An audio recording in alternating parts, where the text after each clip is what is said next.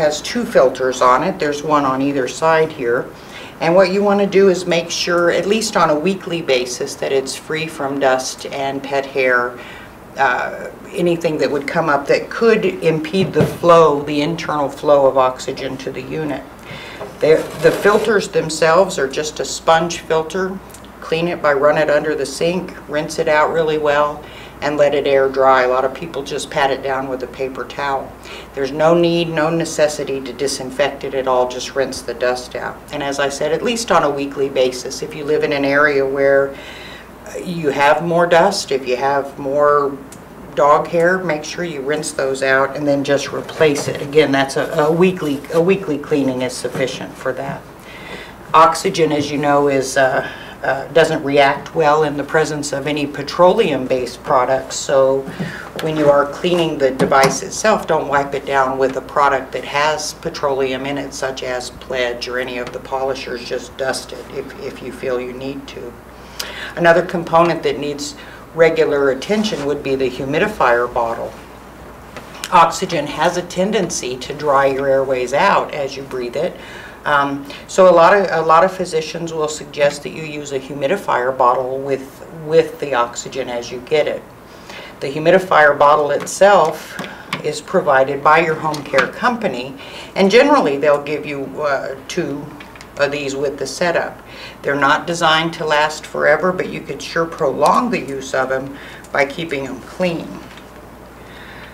The manufacturers and a lot of the practice documents that you'll see recommend that you use distilled water in these humidifier bottles. A lot of people, due to income or just the ability to get out and get distilled water, will have to use filtered water or bottled water. It's just not a good idea to use tap water, and the reason for that is because the minerals will deposit along the edges of the bottle here. About once a week, what you want to do is wash this bottle as well. And just like with your nebulizer, warm soapy water, immerse it, agitate it, rinse it really well, and let it air dry. Don't make yourself crazy with it. Probably the most common troubleshooting issue that comes up with oxygen concentrators has to do with the humidifier bottle, and that is when folks will fill the bottle up, because it's plastic, they'll cross thread putting the lid on. If it's not threaded properly, it'll suck in air from the outside and it won't create enough of a closed environment for the oxygen to flow. So when you do fill your humidifier bottle with water, make sure that lid is on there properly. And then when you turn on the concentrator itself, you'll see bubbles. If you don't see the bubbles, then this lid is not on properly. Oxygen concentrators have a built-in, a lot of them have a built-in analyzer, so that if the level of oxygen being delivered to you isn't at a therapeutic range, an alarm will sound on the concentrator to let you know. It's not going to hurt you. It's never going to deliver anything to you that's going to be harmful. However, it won't be beneficial if it's not that oxygen that the doctor prescribed. Because oxygen is a medication, all home care companies that provide them are required to put a sticker that has their phone number on it for you to give a call and let them know, hey, my alarm is ringing and I think that you should come out and take a look at it. Oxygen concentrators also will alarm to let you know if during the night there's a power outage or some interruption in electrical service and that it's not working to provide that oxygen for you. Because it works by filtering out the room air, you want to make sure that you don't put it in a closet or behind a curtain. Make sure that it's got good clearance all the way around it and that it's in an area that when the tubing is connected and you've got either 25 or 40 feet of tubing, you're not going to become entangled in it and create stumble or any kind of fall risks for you or your family. And that's the oxygen concentrator.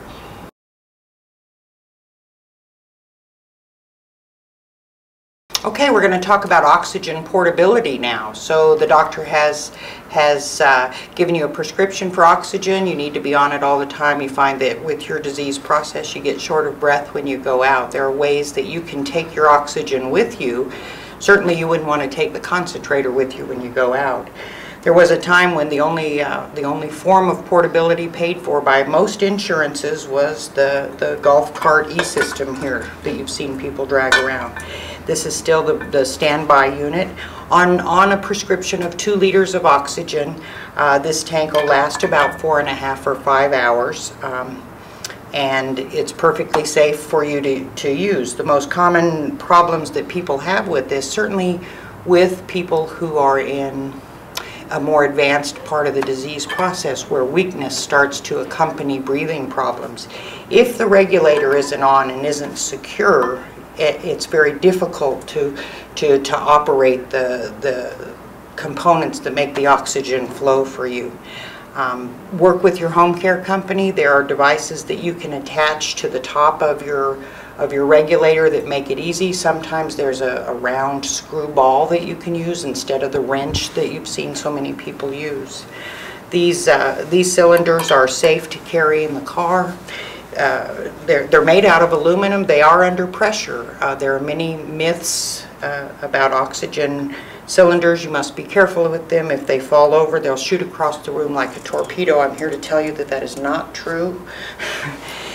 It will break your toe, however, so you want to be careful when you are handling oxygen. Oxygen itself is not flammable and it's not combustible. However, oxygen does vigorously support combustion. So with the tanks and with your concentrator, you want to be careful to be at least an arm's length away from any open flame, and certainly we would not advocate any smoking while you have the oxygen on. With this tank, let's see, we're going to edit that part out. There also is a smaller version of a portable tank that you see people carrying around. There's this size and there's even a tank that's half this size. This tank here on 2 liters with the system that it has will give you the exact amount of time as the larger tank. The reason for that is because when you turn this tank on, it'll flow continuously at you. The smaller tanks, the reason that they work is that they work on a demand valve. And I'm sure that the home care companies have discussed this with you, and certainly your physician has. Through your nasal cannula, it senses when you inhale and give you a puff of oxygen at that time. You certainly don't need to have it blowing oxygen at you when you're exhaling. For a lot of people, that's perfectly fine and works well. To keep in mind, though, if you're going to take your small portable oxygen tank out to have lunch with your friends, keep in mind that most people, when they're talking or when they're eating, breathe through their mouth. So unless the cannula senses when you inhale through your nose, you're not going to get any oxygen. So be mindful of that. We certainly don't want to limit your activity with the COPD or with any of the respiratory diseases. We want you to live as full and as abundant life as you can. So you want to go out. Just keep in mind to keep your mouth shut and breathe through your nose periodically. All of the conserving devices have a bypass on them, so if you get out somewhere and you get short of breath and you want to have that continuous flow, you can simply turn the dial to get the continuous flow. Of course, then the tank won't last as long as the other tank. Work with your insurance company, work with your home care provider, and get the portable system that most fits your needs. One of the primary reasons for a portable system, other than of course going out and keeping an active life, is so that you have some form of backup oxygen available to you should there be a power outage or should there be a problem with your permanent unit while you're waiting for the home care company to get to you. So make sure that you're comfortable with how the system works. Make sure that you're comfortable with how to change a regulator and how to safely store your equipment in your home. Periodically, you should just touch base with your family members and make sure that they also know how to take care of your equipment, so in case something should happen to you, they would be able to step in and help with that.